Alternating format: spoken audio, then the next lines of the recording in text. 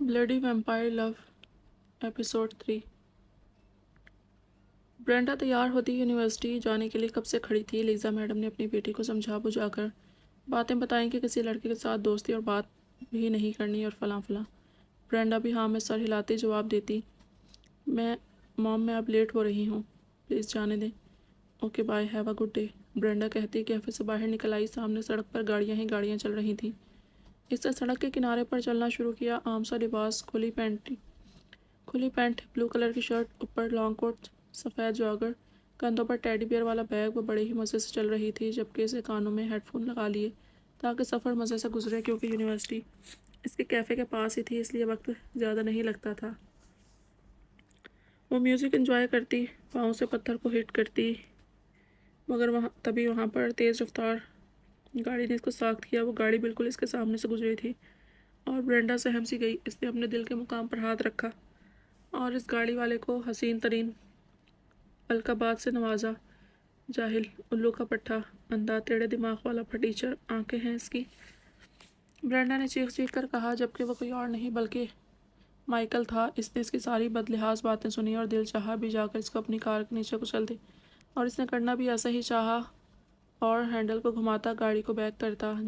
जबकि वहाँ पर राहगुजर एक और आंटी ब्रेंडा को जज्बाती देखकर हंसी। क्या हुआ बेटा, जो इस गाड़ी वाले को इतना क्यों सुना रही हो। ब्रेंडा ने आंटी के पास आते अपना मूड ठीक किया, क्योंकि वो स्टिक का सहारा लेकर सड़क क्रॉस कर रही थी। कुछ नहीं आंटी, वो बस जो भी था बिल्कुल जाहिल था। अगर मेरी जान को कुछ हो जाता तो मेरे अंदर बसती है, तो फिर मैंने तो बाय बाय कर जाना था, ब्रेंडा ने मुंह बनाते हुए कहा। तो यह औरत ने अपनी हंसी कंट्रोल की। You are so sweet child and God bless you cutie girl. Brenda काफ़ी खुश हुई अपनी इतनी तारीफ सुनकर। इसने हवा में सांस खारिज किया और मुस्कुराई, मगर फिर ब्रेंडा ने इनको सड़क क्रॉस करवाने के लिए इर्द गिर्द देखा। फिलहाल तो कोई गाड़ी नजर न आई। माइकल ने गाड़ी को रोककर बाहर निकल कर देखा तो ब्रेंडा नजर आई। इसने गाड़ी का डोर पटक कर बंद किया और उसकी तरफ अपना रुख किया। वैसे आंटी ने आपने बताया नहीं आप कहाँ रहती हैं, ब्रेंडा ने इर्द गिर्द देखते पूछा। तो इस औरत ने मुस्कुराते जवाब दिया, यहीं पर रहती हूँ, वो इस बैल्कनी में जो फ्रंट पर घर है वो मेरा है। उन्होंने हाथ के इशारे से जवाब दिया। ओके, फिर मैं आपको वहाँ पर छोड़ देती हूँ, क्योंकि मैं यूनिवर्सिटी से लेट हो रही हूँ। वो इनको वहीं इनके घर के करीब छोड़े गुड बाय करती वहाँ से चली गई। वो आज बहुत खुश थी, क्योंकि इसका पहला दिन था यूनिवर्सिटी में, इसलिए वो खुशी से बड़े बड़े ढक भरती इस सड़क पर वापस आई। मगर ब्रेंडा ने चंद कदम ही चले थे कि एक गाड़ी ने इनको हिट करना चाहा। वो आंखों को बंद करती, खौफ से हाथों को आगे करती अपनी तरफ से गाड़ी को रोक रही थी, मगर माइकल जो इसी की तरफ आ रहा था इसको इसकी ज़ुबान में समझाने के लिए।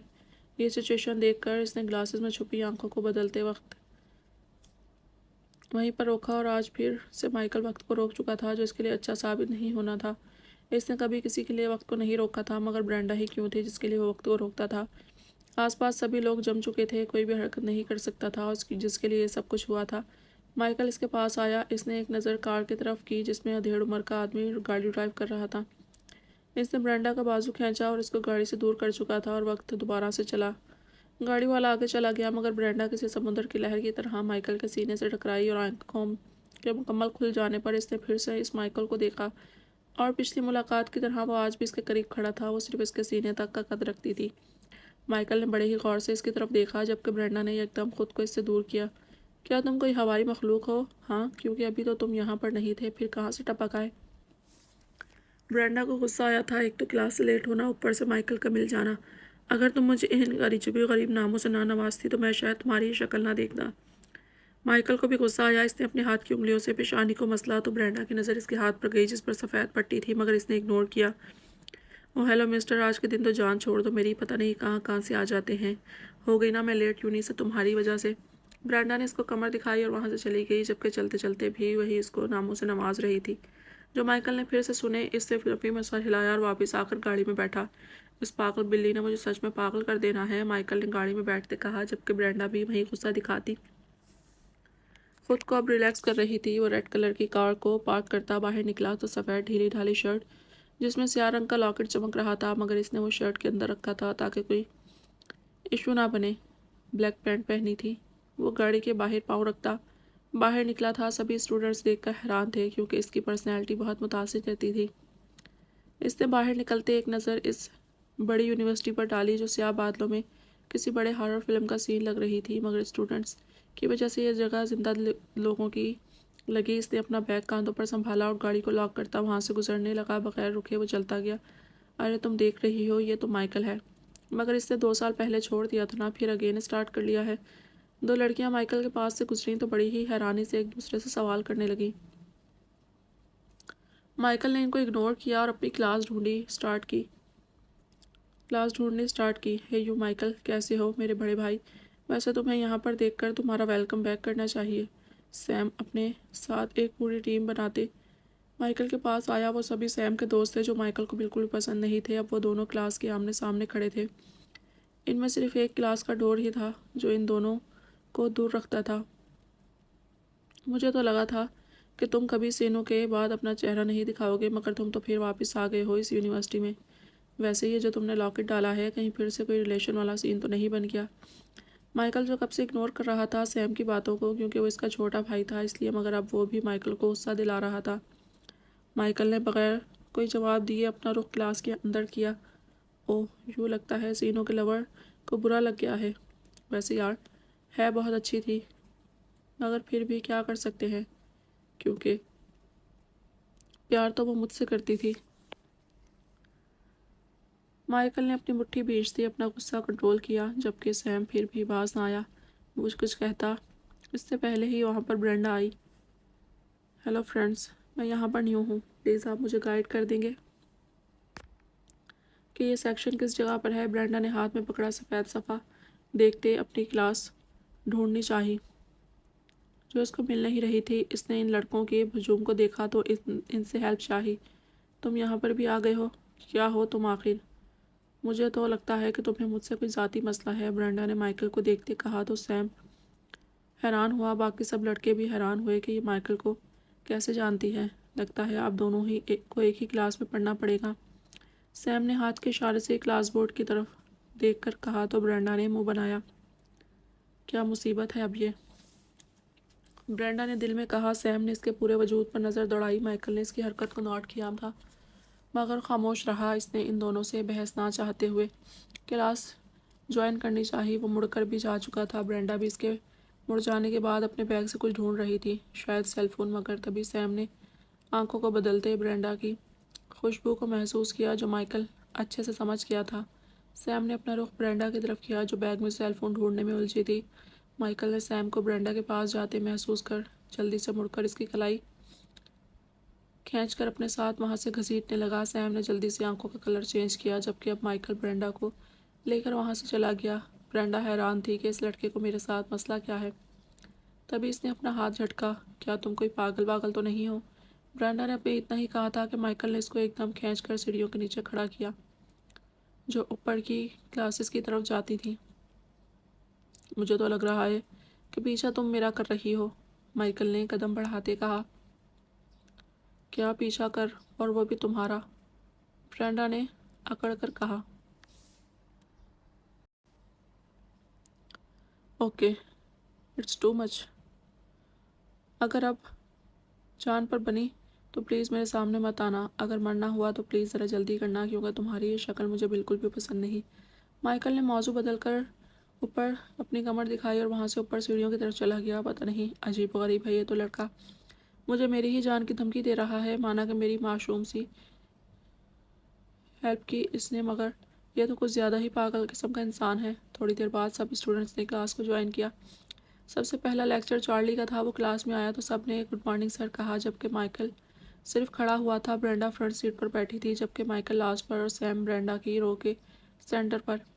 आई होप कि आप सब अच्छे खासे होंगे। बाय द वे, मैं यहाँ पर नए स्टूडेंट को वेलकम करना हूँ, चार्ली ने जानबूझकर माइकल की तरफ देखकर कहा। Thank you so much sir.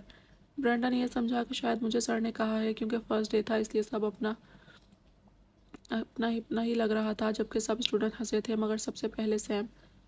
Please silence, ये हंसने वाली बात तो नहीं, मैंने सब न्यू स्टूडेंट्स कहा है, इसलिए नो लाफिंग। चार्ली ने लेक्चर स्टार्ट किया, जबकि माइकल से बॉल पॉइंट को उंगलियों में हाथों की उंगलियों में हिला रहा था। सारा लेक्चर सैम, ब्रेंडा और माइकल के बारे में सोचता रहा। वो बार बार ब्रेंडा की तरफ देखता था। माइकल ने कई बार नोट किया, sir please listen to me. Michael ने सारी क्लास का ध्यान अपनी तरफ किया। चार्ली ने लेक्चर काटते माइकल की तरफ देखा। क्या मैं फ्रंट पर आ सकता हूँ? मुझे यहाँ से क्लियर दिखाई नहीं दे रहा। माइकल को ना जाने कौन सी जेलसी फील हो रही थी। जो वो ये कह गया। चार्ली ने हाँ में सर हिलाया, जबकि सैम इसके आगे आने का मतलब अच्छे से समझ गया था। माइकल ने बैग उठाया और ब्रेंडा के चेयर के पीछे आकर बैठा, जबकि ब्रेंडा ने एक बार भी पीछे मुड़कर नहीं देखा था। माइकल ने एक नज़र सैम की तरफ देखा और एक तरफा मुस्कुराया, जो सैम को जहर की तरह लगा। सारे लेक्चर अच्छे से गुजरे। माइकल ने भी स्टडी पर फोकस दिया था, मगर सैम था जो सिर्फ माइकल के लास्ट डे उठकर यहाँ पर आने की सोच को अजीब समझा था। क्लास एंड होने के बाद ब्रेंडा ने अपना बैग उठाया और वहाँ से चली गई। इसने माइकल की तरफ देखा तक नहीं था। सैम ने ब्रेंडा के पीछे जाने का सोचा और इसने किया भी ऐसे ही। माइकल को अजीब लगा सैम का ब्रेंडा के पीछे जाना, मगर फिर इग्नोर करते हुए वहाँ से बाहर निकला और अपनी कार की तरफ आया। वो अकेली लेडीज़ वॉशरूम में जाती है, यहाँ पर फ़िलहाल तो कोई मौजूद नहीं था। इसने बेसन के पास जाकर अपना फेस अच्छे से साफ किया। Brenda, can I help you? वहाँ पर सैम का एक दोस्त आया था। जब ब्रेंडा ने इसको देखा तो इसने ब्रेंडा को ड्रा कर रख दिया। वो सोच भी नहीं सकती थी कि यहाँ पर लड़का आएगा। इसने जल्दी से बाहर जाना चाहा। वो बाहर की तरफ लपकी थी, मगर तभी डैम ने इसको पकड़कर ज़मीन पर धक्का देकर गिराया। चलो जल्दी से बताओ को माइकल को कब से जानती हो? ब्रेंडा डरी। वो आहिस्ता से पीछे हो रही थी। प्लीज़ हेल्प मी, वो चीख कर कहती। अपने बैग से फ़ोन निकाल कर किसी को कॉल करना चाही कि तभी डैम ने फ़ोन खींच कर ज़मीन पर दे मारा और डैम ने ब्रेंडा की टांग पकड़ अपनी तरफ खींची तो तभी डोर खुला। Oh sorry, please continue. Michael ने डोर खोलते सामने देखकर अपना रुख बाहर किया, मगर वो यहाँ पर क्या कर रहा था? शायद वो ब्रेंडा को सबक सिखाने के लिए ये कहकर मुड़ गया था कि जब लास्ट टाइम इसने ब्रेंडा की हेल्प की तो फ्री में एक थप्पड़ पड़ा था, तभी तो वो इग्नोर कर गया ये सब। प्लीज़ हेल्प मी, क्या तुम देख नहीं रहे मेरे साथ बदतमीज़ी कर रहा है? Please help me, last time तुम्हारी हेल्प की थी तो एक बार थप्पड़ खा चुका हूँ, अब बार बार नहीं खाऊंगा। ब्रेंडा ने रोना शुरू कर दिया था, जो माइकल को वाकई में वापस आने पर मजबूर कर गया। माइकल ने बेसाख्ता डीम को कंधों से पकड़कर वापस वॉशरूम से बाहर निकाला। ब्रेंडा ने जल्दी से अपना सांस बहाल किया, जो खौफ के मारे बिगड़ गया था। माइकल प्लीज़ लिसन यार, मैं सिर्फ इसे ये पूछ रहा था कि वो तुम्हें कैसे जानती है। प्लीज़ यार मुझे जाने दे। मुझे सैम ने कहा था ऐसा करने के लिए। वो मुसलसल खौफ से कह रहा था, मगर माइकल इसको यूनिवर्सिटी के टेरेस पर लाया था। मुझे बिल्कुल भी ऐसे मज़ा नहीं आ रहा। चलो कुछ नया करते हैं। माइकल ने इसको कॉलर से पकड़कर शीशे की खिड़की जो टेरेस के इर्द गिर्द लगी हुई थी इस पर झुकाते कहा। वो नीचे ज़मीन को देख कर डरा। प्लीज़ माइकल मेरे साथ ऐसा मत करो, प्लीज़, तुम्हें सीनू की कसम। माइकल अभी अपनी गिरफ्त छोड़ने ही वाला था। आगे से डीम की बात सुनकर इसने पल भर में आंखें बदली और इसको वापस छत पर धकेला। जाकर सैम से कह दो अगर ब्रेंडा के साथ कुछ भी बुरा करना चाहा तो इसके साथ जो माइकल बुरा करेगा वो सारी ज़िंदगी याद रखेगा। माइकल ने अपना रुख वहाँ से बाहर किया, जबकि अब वो दोबारा से लेडीज़ वॉशरूम में जा रहा था, मगर वहाँ आने पर इसको ब्रेंडा कहीं नज़र ना आई। मगर इसने एक चीज़ नोट की कि इसका फ़ोन टूट चुका है। शायद ब्रेंडा इसको अपने साथ ले जाना भूल गई थी। इतने खौफ में माइकल ने इस टूटे फ़ोन की तरफ देखा, जो इसको बुरा लगा। फ़ोन के पास आने पर फ़ोन उठाया। देखा जाए तो स्क्रीन पर ढेरों कांच की लाइनें बन गई थी, तो पीछे से बैटरी भी निकल पड़ी थी। इसने बैटरी को अंदर धकेलते फ़ोन को उठाया और बाहर चला गया। प्लीज़ हेल्प मी गॉड, पता नहीं मेरे साथ ही ऐसा क्यों होता है। मेरा फ़ोन, हाय मेरा फ़ोन टूट गया। वो तेज़ी से सड़क की साइड लाइन पर भाग रही थी। पता नहीं वो पहले लड़की अब ये लड़का। मुझे बहुत खौफ आ रहा है। आखिर इनको मुझसे ही कोई ना कोई मसला क्यों होता है? ब्रेंडा ने आंखों से आंसू गिराए। हे यू पागल बिल्ली, माइकल ने पीछे से गाड़ी रोककर कहा। ब्रेंडा ने सुन लिया था। इसने पीछे मुड़कर देखा, मगर वो माइकल से दूर रहने में ही भलाई समझ बैठी थी। तुमसे हूँ क्या, सुनाई नहीं देता तुम्हें? रुको। माइकल ने गाड़ी से बाहर निकलते इसको पीछे से बाजू से खींचकर अपनी तरफ किया। क्या मसला है तुम्हारे साथ? आगे ही तुम्हारी वजह से पूरी क्लास मुझ पर हंसी और फिर फ़ोन टूटा। फिर मेरे साथ बुरा होने वाला था जो तुमने होने से बचा लिया। प्लीज़ मुझ पर एहसान करो, जाओ यहाँ से। ब्रेंडा ने न जाने एक ही पल में माइकल को इतनी सुना दी थी। इसने ब्रेंडा की कोहनी को अपने सीने पर रखा और उसका चेहरा अपने चेहरे के मुकाबिल किया। गौर से देखने पर पता चला कि माइकल ने लेंस लगाए हुए थे। शायद कलर्स बदल जाने पर लेंस निकल बिल्कुल स्याह है। तुम्हारा फ़ोन बिल्कुल ठीक है। नया इसलिए नहीं दिया कि मुझे बातें ही सुनाती रहो, इसलिए पुराना वाला ही ठीक करवा कर लाया हूँ। गाड़ी में रखा है, यहाँ से हिलना भी मत, अभी ला रहा हूँ। माइकल ने कहते इसको खुद से आज़ाद किया और कार से फ़ोन लाकर ब्रेंडा को दिया। ये लो तुम्हारा फ़ोन। अब ये मत कहना कि मुझे कैसे पता, मैं तुम्हारे एक एक पैसे वापस कर दूँगी। माइकल ने तंजिया कहा तो ब्रेंडा ने किसी बिल्ली की तरह फ़ोन को झपट कर पकड़ा और मुंह के जाविये बना दी वहाँ से चली गई। माइकल इसको जाते देखकर खुद भी वहाँ से चला गया, मगर अब वो सैम से एक मुलाकात करना चाहता था।